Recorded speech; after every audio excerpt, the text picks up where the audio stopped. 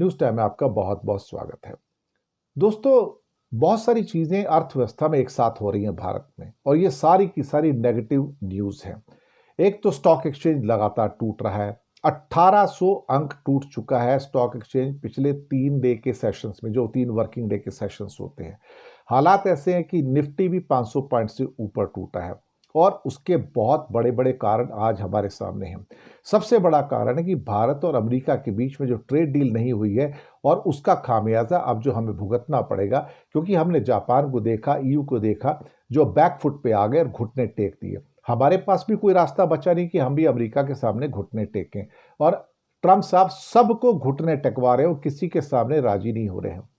तो कुछ शेयर बाजार में जो प्रमुख कारण निकल के आ रहे हैं, सबसे पहला तो भारत और अमेरिका की ट्रेड डील में देरी हो रही है, अब होने का उम्मीद भी नहीं है, और ना ही कोई अंतरिम डील होने की संभावना है। कृषि और डेयरी को लेकर काफी ऊहापोह की स्थिति है, गतिरोध की स्थिति है।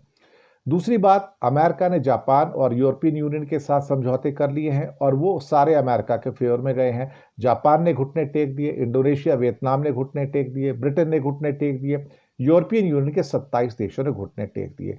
हालात कुछ इस किस्म के हैं कि जहां पर चिंताएं भारत के लिए बढ़ती नजर आ रही हैं। दूसरी, पहली तिमाही के जो नतीजे आए हैं कॉर्पोरेट सेक्टर के अप्रैल से जून के, वो बहुत कमजोर आए हैं। बैंकिंग सेक्टर कमजोर गया है, माइनिंग सेक्टर कमजोर गया है, इसके अलावा बाकी कई और सेक्टर है वो भी कमजोर हो गए। आईटी सेक्टर में बहुत ज्यादा गिरावट है, और टीसीएस ने 12,200 एम्प्लॉय कल निकाल दिए, 12,200 एम्प्लॉय की छटनी कर दी, और उसके बाद आईटी कंपनी के शेयरों में भारी गिरावट आई, और नेगेटिव सेंटीमेंट चारों ओर हमको नजर आए। फॉरेन इंस्टीट्यूशनल इन्वेस्टर भी सारा का सारा पैसा निकाल रहे हैं, और लगातार पैसा निकालते चले जा रहे हैं, और उनको पता लग गया कि भारत की अब जो इकॉनमी है वो गिरती चली जा रही है। रुपया गिर के 86 पे आ गया, 87 की ओर जा रहा है, तो डॉलर के मुकाबले जो हमारी गिरावट है वो भी बढ़ती चली जा रही है। साथ में हमारा जो आईआईपी इंडेक्स है वो 1.5 पे आ गया, जो कि एक साल में सबसे कमजोर है, जो कि इंडस्ट्रियल प्रोडक्शन होता है।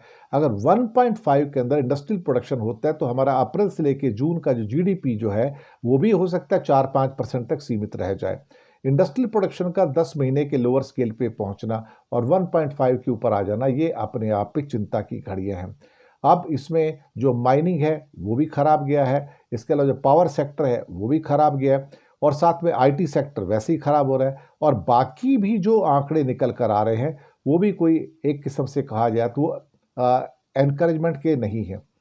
एक किस्म से कहा जाए तो इस तिमाही के अंदर जो टोटल जो एक किस्म से क्या कहा जाए कि मैन्युफैक्चरिंग सिर्फ 3.9% रही, ये कोई बहुत ज़्यादा नहीं है।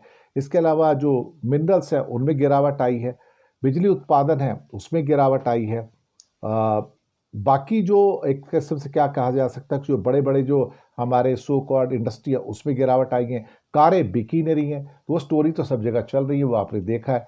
तो कहीं ना कहीं ऐसा लगता है कि स्थितियां जो है भारत के लिए इकोनॉमिकली बहुत खतरनाक हैं, और स्टॉक्स का टूटना उसका एक सिर्फ संकेत मात्र है। शुक्रिया आपका।